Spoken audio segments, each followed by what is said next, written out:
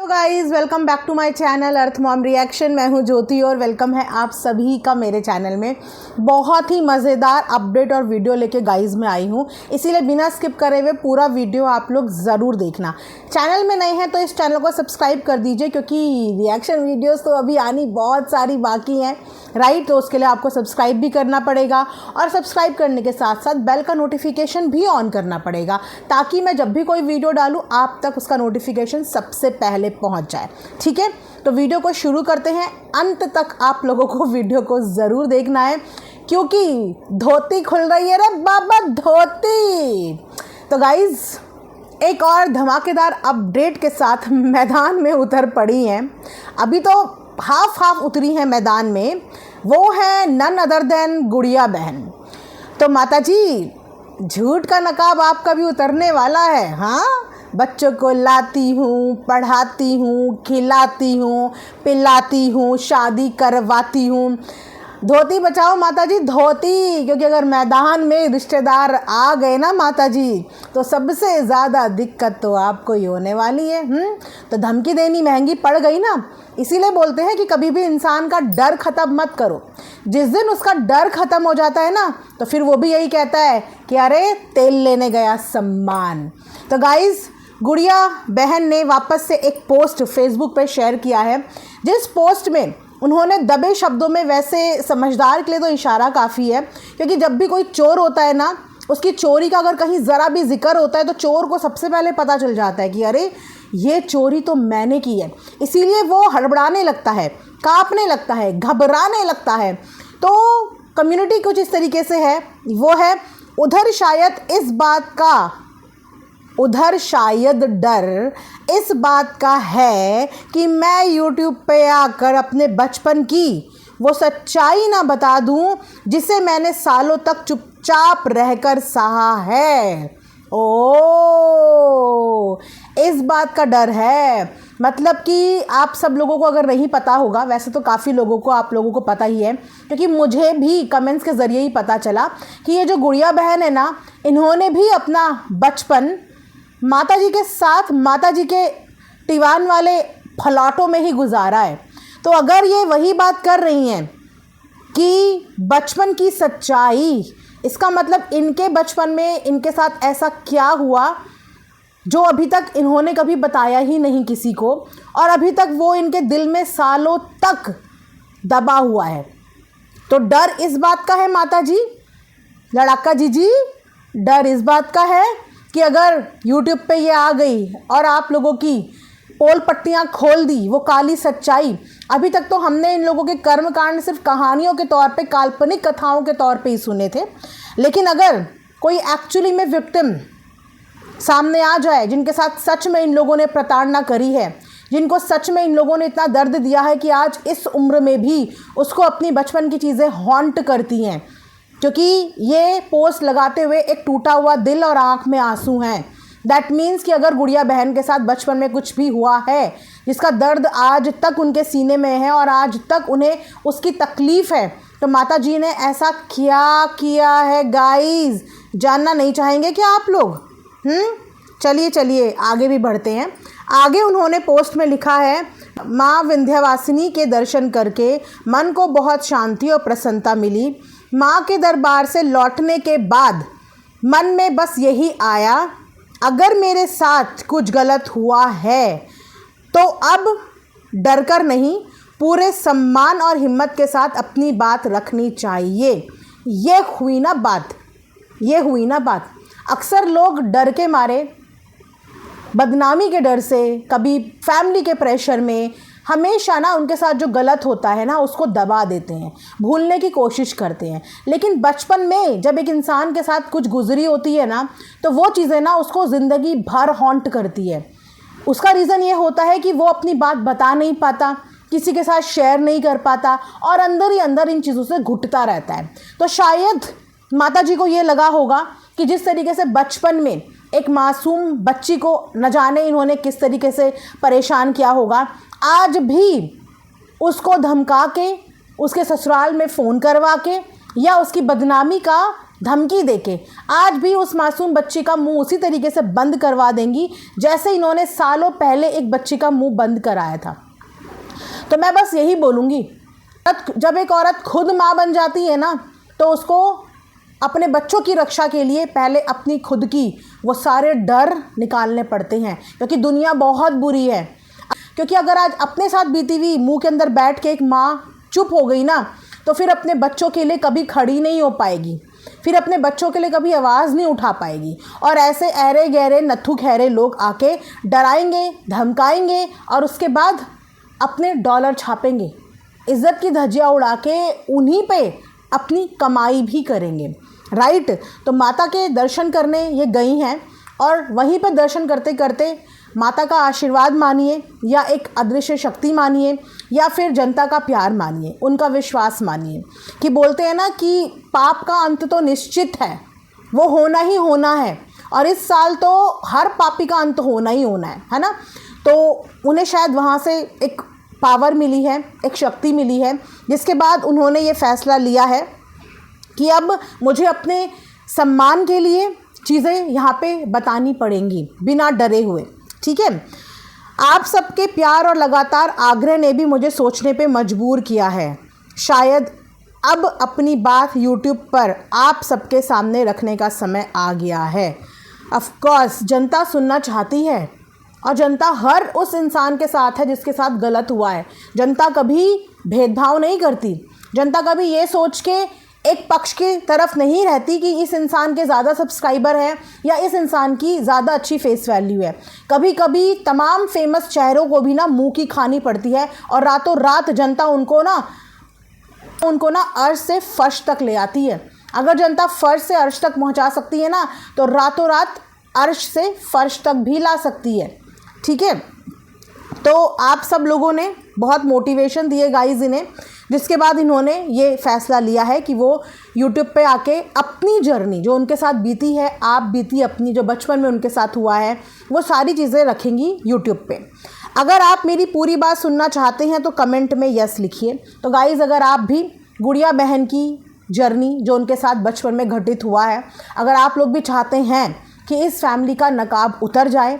बच्चों के नाम पे मैंने पहले भी बहुत बार ये चीज़ें सुनी थी कि ये मासूम बच्चों को लेके आते हैं, लेकिन उसके बाद क्या होता है उन बच्चों का, क्या नहीं होता है, भगवान जाने। लेकिन दिखावा यही होता है कि हमने इन्हें पढ़ा दिया, हमने इन्हें लिखा दिया। अगर आप लोगों को याद होगा तो लोटा भी अपने साथ एक बच्चे को लेके गई थी, चाची जी के बेटे को लेके, क्योंकि उसके साथ कंटेंट बनाना था, उसका इस्तेमाल करना था। मात्र मेरे ख्याल से 1-2 महीने भी वो लोटा अपने साथ उस बच्चे को रख नहीं पाई, लेकिन उस बच्चे को अपने साथ लेके गई थी ये दिखावा करने के लिए कि अब हम इसको पालेंगे, अब हम इसको पढ़ाएंगे। लेकिन पढ़ाना तो दूर की बात, उससे सिर्फ और सिर्फ कैमरा ही पकड़ाया गया। वहाँ पर भी पूछा आप लोगों ने कभी उस लोटा से कि कहाँ है उस बच्चे का एडमिशन? ड्रेस पहना के दिखाई थी ना, सुबह सुबह उठ रही हूँ, लंच तैयार कर रही हूँ, कहाँ भेजती थी सुबह? ऐसा कौन सा स्कूल है जहाँ पे एडमिशन में 2 महीने के बाद बच्चे को वापस भेज दिया जाता है? वो बच्चा कब आया, कब वापस गया? कभी बच्चा यहाँ से वहाँ ट्रैवल करते हैं, कभी बच्चे वहाँ से यहाँ ट्रैवल करते हैं, कभी बच्चे इनका कैमरा पकड़ते हैं और कभी बच्चे इनके हिसाब से इनको कंटेंट देते हैं। लेकिन उन बच्चों का भविष्य क्या होता है इन द एंड? आज तक इन्होंने किसी बच्चे का भविष्य बनाया है? इन्होंने सिर्फ यहाँ पे बड़ी बड़ी हाँकी है कि हम बच्चों को पढ़ाते हैं। भविष्य बताओ, भविष्य कि उन बच्चों का भविष्य क्या बनाया आप लोगों ने? आज तक एक भी बच्चा यहाँ पे लाके खड़ा कर दो जिनको आपने अपने घर में पढ़ाया, लिखाया, खिलाया, आज वो कहाँ पे स्टैंड कर रहा है? आज वो क्या है अपनी ज़िंदगी में? मैटर वो करता है ना, ये थोड़ी होता है कि 2 महीने के लिए, 4 महीने के लिए, साल भर तक किसी बच्चे की जिम्मेदारी ली और उसके बाद उसको उसके घर वापस भेज दिया। जिम्मेदारी होती है कि उसको पढ़ा लिखा के उसके पैरों पे खड़े करने तक की जिम्मेदारी, जैसे एक इंसान अपने बच्चों को पालता है। किसी की जिम्मेदारी इसी को कहते हैं। ना तो वो जिम्मेदारी 2 महीने उस मच्छर और लोटा से ली गई और ना ही वो जिम्मेदारी आज तक माता जी ने ली है ना। तो मज़ा आएगा गाइज़, मज़ा आएगा, क्योंकि सच आना बहुत ज़रूरी है। मैं तो इस चीज़ को बहुत अप्रिशिएट करती हूँ और मैं दिल से चाहती हूँ कि अगर किसी के साथ भी गलत हुआ है किसी के साथ भी, तो उसको बिना किसी डर के देखो गाइज आना तो चाहिए। ठीक है, तो अगर आप लोग भी चाहते हैं तो कमेंट सेक्शन में आप उन्हें मोटिवेट करने के लिए ज़रूर अपने कमेंट्स ड्रॉप करो। इससे पहले वाली भी मेरी 2-3 दिन पुरानी वीडियो पे भी आके उन्होंने कमेंट किया था और अपने बारे में थोड़ा सा और बताया था, क्योंकि हम में से काफ़ी लोग ये समझते हैं कि वो मोमोज़ वगैरह का काम करती हैं, तो उन्होंने आके अपने प्रोफेशन के बारे में बताया था कि मोमोज़ का काम करना उनका एक पार्ट टाइम वेंचर है, जिसको आप हॉबी समझ लीजिए, लेकिन जो मेन उनका प्रोफेशन है वो अल्ट्रासाउंड टेक्नीशियन है। जी, मेडिकल फील्ड से वो हैं और अल्ट्रासाउंड टेक्नीशियन है, ये उनका मेन प्रोफेशन है। तो उन्होंने उस चीज़ के बारे में कमेंट किया था। दैट मीन्स कि हमारी वीडियोस, हमारे कमेंट्स उन तक पहुंच रहे हैं, राइट। तो अगर हमारा कमेंट किसी को मोटिवेशन दे सकता है, किसी के दिल की वो बात हल्की करने में मदद कर सकता है जो वो इतने सालों से अपने दिल में दबा के बैठी हो, तो आई थिंक एक अच्छे कॉज के लिए हमें ज़रूर अपनी आवाज़ खड़ी करनी चाहिए। उसी के साथ साथ लड़ाका जीजी को भी बहुत ही बढ़िया औकात दिखाई है उन्होंने अपनी पोस्ट में। देखो, कुछ लोग वीडियो बना बना के मुँह चला रहे हैं और कुछ लोगों के लिए मात्र 4 लाइन ही एक अच्छा जवाब है। ठीक है, तो यहाँ पे उन्होंने लिखा है कि भैया भाभी का प्यार और भतीजे भतीजी का स्नेह हर किसी के नसीब में नहीं होता। वाह वाह वाह वाह वाह वाह। कुछ फुफियाँ, कुछ बुआ तो बच्ची पैदा होने का क्रेडिट भी अपने ऊपर ले जाती है कि मैंने भगवान जी से मांग लिया था, मैंने यहाँ मन्नत मांग ली थी, है ना, इसीलिए किसी के घर में, इसीलिए जो है घर में कृपा बरस गई राधा रानी की, अपने ऊपर ही क्रेडिट ले लिया और इतनी ज़्यादा ओछी हरकत करी कि शगुन में मिली हुई चीज़ें भी लौटा दी। तो बदनसीब वो बच्ची नहीं है। अगर ये माता जी 4 दिन पहले उस बच्ची को अनाथ बोल रही थी ना, तो अनाथ वो बच्ची नहीं है, अनाथ तो आप लोग हैं। तरस तो इस बुआ पे आता है जिसके पास 4-5 साल बाद एक खुशी आई, बुआ बनने की खुशी आई, और उसको बेचारी को वो खुशी भी नसीब नहीं हुई। तो तरस उस बच्ची पे मत करो, तरस अपने खुद के ऊपर करो कि तुम लोग कितने बेचारे हो, कि तुम लोगों को नसीब भी नहीं हुआ। तुम लोग उसकी वो मुस्कुराहट देखने के लिए तरस रहे हो, उसकी वो ऑरा, तुम्हारे घर में उस ऑरे को बदबू का नाम दिया गया था, उस पॉजिटिविटी को तुम लोगों ने बदबू से कंपेयर करा था, जिसके लिए दुनिया तरस जाती है। तो उन्होंने जवाब दिया है कि भतीजे भतीजी का प्यार हर किसी बुआ की नसीब में नहीं होता। आज मैं विंध्यवासिनी के पावन दरबार विंध्याचल में मेरे दोनों भतीजों के मुंडन संस्कार का सुंदर अवसर मिला है। देखो, ये होती हैं बुआ, ये होती है बुआ। ऐसी नहीं होती हैं बुआ कि ये भी लौटा दूँ, ये भी लौटा दूँ और बच्ची को गिफ्ट में एक ऐसा पेंडेंट दे दूँ जिस औरत को तुम लोगों ने अपने घर की डी साबित कर दिया था, जिस औरत को तुम लोगों ने बदनाम करने में कोई कसर नहीं छोड़ी थी। इस बुआ ने, इस फुफ्फी ने पहला तोहफा उस बच्ची को वही पेंडेंट दिया जिस औरत को ये लोग खुद पता नहीं किस किस नाम से पुकारते थे। उसी औरत का दिया हुआ तोहफा इसने फर्स्ट टाइम अपनी भतीजी को दिया। तो ये वो बुआ है। और एक ये बुआ है जिसको नसीब हो रहा है कि आज माता के दरबार में जाके उसके भतीजों का मुंडन हो रहा है और बुआ जो है अपना झोली फैला के अपने भतीजे का मुंडन संस्कार में वहाँ पे मौजूद है। और एक बुआ है जो ये बेचारी बुआ है जिसको नामकरण संस्कार का न्योता भी नसीब नहीं हुआ, जिसे नामकरण संस्कार देखना भी नसीब नहीं हुआ। तो उस बच्ची की किस्मत को मत कोसो, किस्मत तुम लोगों की खराब है। ठीक है, कुछ रिश्ते दिखावे या रील के लिए नहीं, दिल से निभाए जाते हैं। यस, दिक्कत सिर्फ और सिर्फ यही थी क्योंकि इन लोगों के रिश्ते दिखावे और रील तक सीमित थे। आज वो बच्ची अपनी ननिहाल में है जहाँ पे किसी को रील बनाने की होड़ नहीं है, जहाँ पे किसी को व्लॉग बनाने की होड़ नहीं है।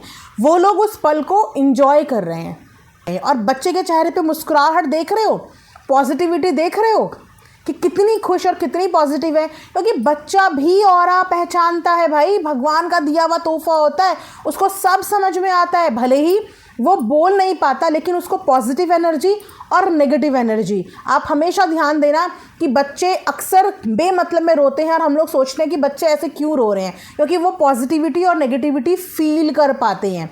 कभी कभी अनजानों को देखकर भी बच्चे मुस्कुराने लगते हैं क्योंकि बच्चे पॉजिटिविटी भी अट्रैक्ट करते हैं और नेगेटिविटी भी उनकी तरफ जल्दी अट्रैक्ट होती है।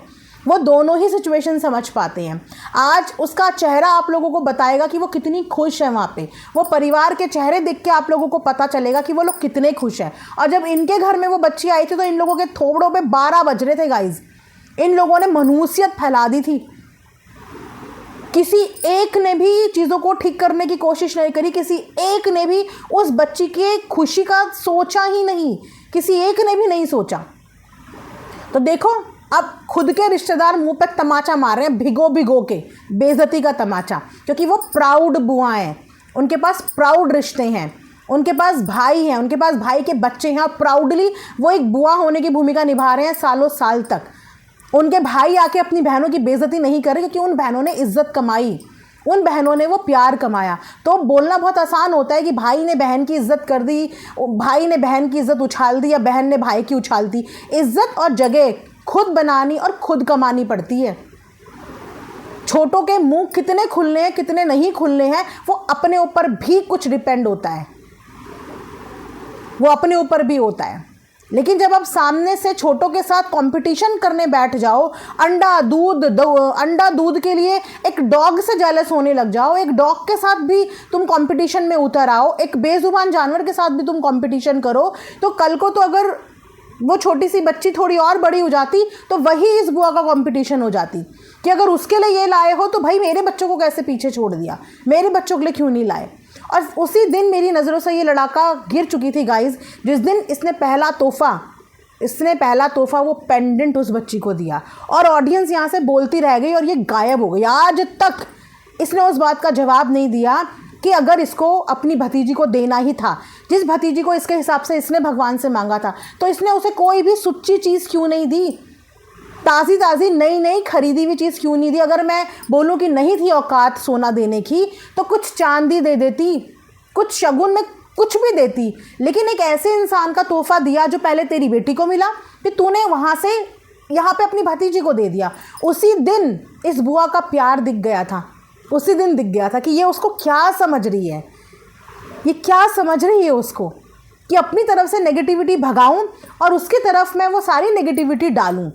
उसी दिन पता चल गया था प्यार और दुलार कि इसने भी कोशिश नहीं करी। बेटियां अक्सर कोशिश करती हैं, जब माँ भाई सास बहू के बीच में चीज़ें चलती हैं तो आपने देखा होगा कि अक्सर बेटियां अपनी माँ को भी समझाती हैं, अक्सर समझाती हैं, क्योंकि एज डिफरेंस होता है, जनरेशन गैप होती है, तो बेटियां अपनी माँ को भी समझाती है, चीज़ों को सही करने की कोशिश करती है। लेकिन इस बेटी ने ना तो सत्यनारायण की पूजा में कहीं पे भी अपनी माँ को समझाने की कोशिश करी, ना ही नामकरण के लिए माँ को समझाने की कोशिश करी, ना ही उनको घर में रोकने के लिए माँ को समझाने की कोशिश करी, कहीं भी कोशिश नहीं करी, क्योंकि ये खुद भी चाहती थी कि वो निकलें। तो हर कोई बुआ भाग्यशाली नहीं होता और हर कोई भतीजा भतीजी भी भाग्यशाली नहीं होता कि उनको इतनी प्यारी और इतनी अच्छी बुआ मिले। तो इज़्ज़त भी कमानी पड़ती है, रिश्ता भी कमाना पड़ता है, ठीक है। तो अभी के लिए फ़िलहाल यही एक छोटी सी अपडेट है, बाकी देखते हैं गुड़िया बहन अपनी बात रख पाती है या नहीं, वो तो वक्त बताएगा। क्योंकि ऐसा भी अक्सर हुआ है कि लोगों ने बोलने की कोशिश की, लेकिन पीछे से इन लोगों का प्रेशर इतना चला जाता है कि अच्छा इंसान बोलने से अपना मुंह बंद कर लेता है। वेल, देखते हैं कि ये कितनी हिम्मत जुटा पाती हैं और जो इन्होंने बोला है वो ये सोशल मीडिया पे बताने की हिम्मत रख पाती हैं या नहीं रख पाती हैं। इसी के साथ ये वाला वीडियो मैं यहाँ पे एंड करूँगी। प्लीज़ कमेंट सेक्शन में आप लोग ज़रूर बताना, ठीक है। मिलेंगे नेक्स्ट वीडियो में, अपना ढेर सारा ख्याल रखिए। Thanks for watching earth mom reactions. Bye bye, take care, love you all.